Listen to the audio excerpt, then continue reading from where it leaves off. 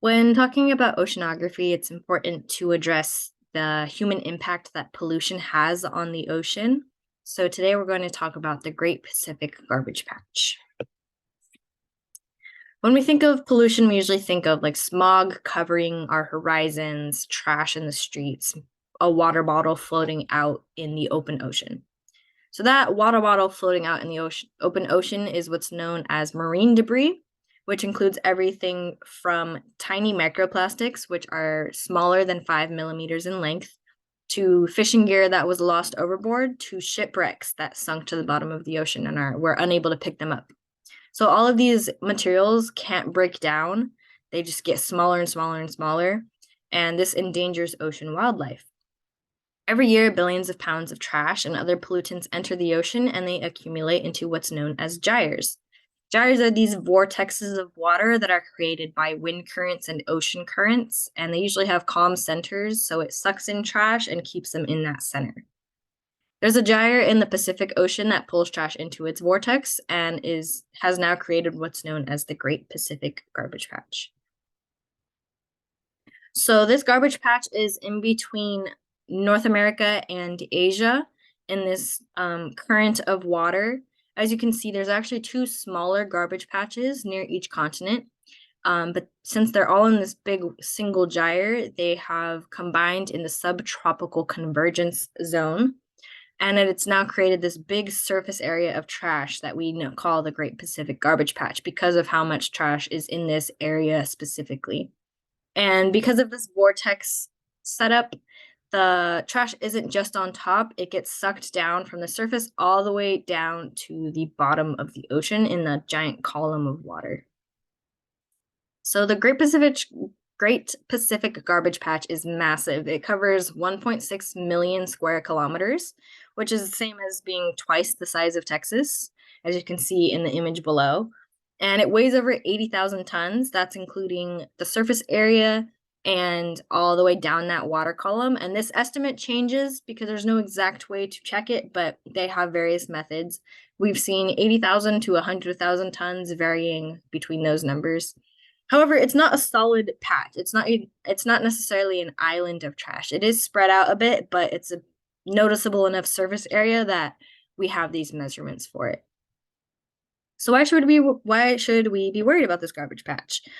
Pollution and garbage patches are extremely harmful to the oceanic ecosystem and to humans as well.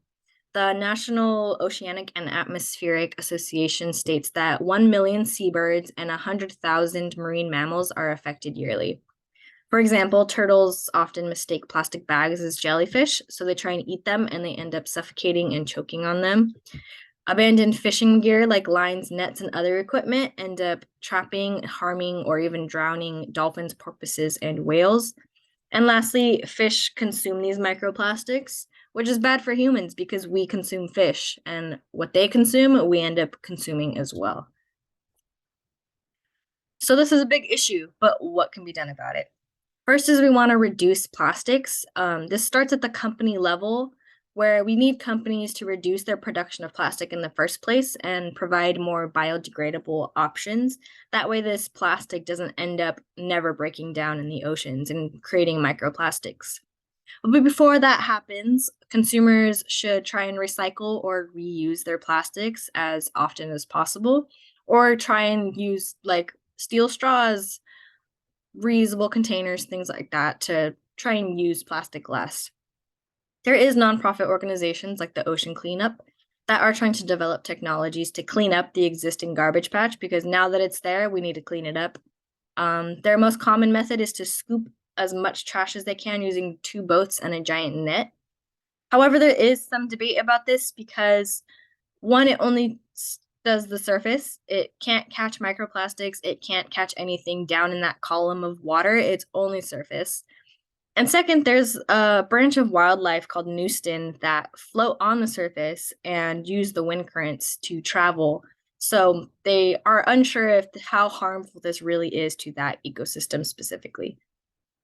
And lastly, there are beach and river cleanups. Beach cleanups are run by your local community to pick up trash off beaches, keep it away from the ocean, gather it before it gets out there.